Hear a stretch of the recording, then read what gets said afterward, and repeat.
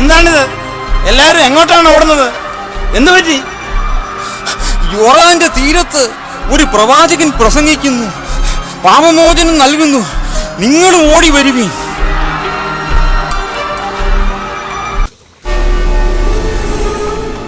സ്വർഗരാജ്യം സമീപിച്ചിരിക്കുന്നു, മാനസാന്തരപ്പെടുവിൻ.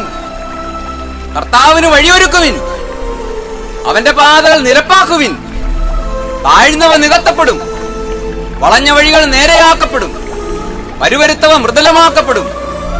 സകല മനുഷ്യരും ദൈവത്തിന്റെ രക്ഷ കാണുകയും ചെയ്യും. ഗുരു, രക്ഷ പ്രാപിക്കുവാൻ ഞങ്ങൾ എന്താണ് ചെയ്യേണ്ടത്? 2 വസ്ത്രമുള്ളവൻ ഇല്ലാത്തവന് കൊടുക്കട്ടെ, ഭക്ഷണ സാധനമുള്ളവനും അങ്ങനെ ചെയ്യട്ടെ.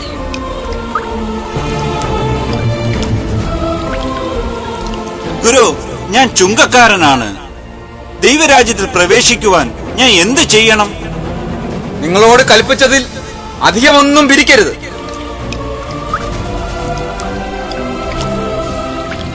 എന്നെ പോലെയുള്ള പടയാളികൾ എന്താണ് ചെയ്യേണ്ടത്? ആരെയും ബലാത്കാരം ചെയ്യാതെയും ചതിയായി ഒന്നും വാങ്ങാതെയും നിങ്ങളുടെ ശമ്പളം മതിയെന്ന് വയ്പ്പിൻ.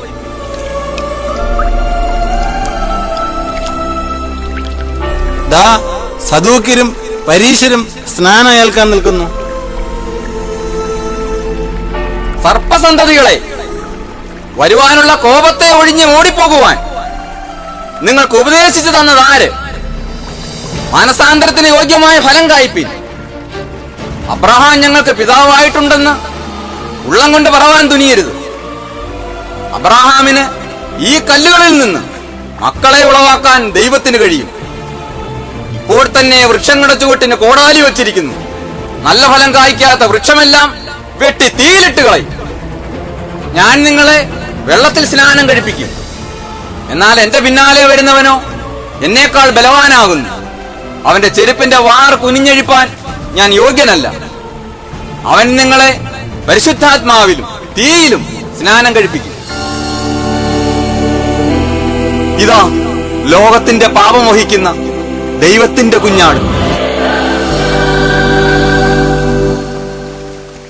ഞാൻ നിന്നിൽ നിന്നും സ്നാനം സ്വീകരിക്കേണ്ടിയിരിക്കെ നീ എന്റെ അടുക്കലേക്ക് വരുന്നുവോ? ഇപ്പോൾ ഇത് സമ്മതിക്കുക. ഇങ്ങനെ സകല നീതിയും നിവർത്തിക്കുന്നത് നമുക്ക് ഉചിതം. എന്നാൽ അങ്ങനെയാകട്ടെ.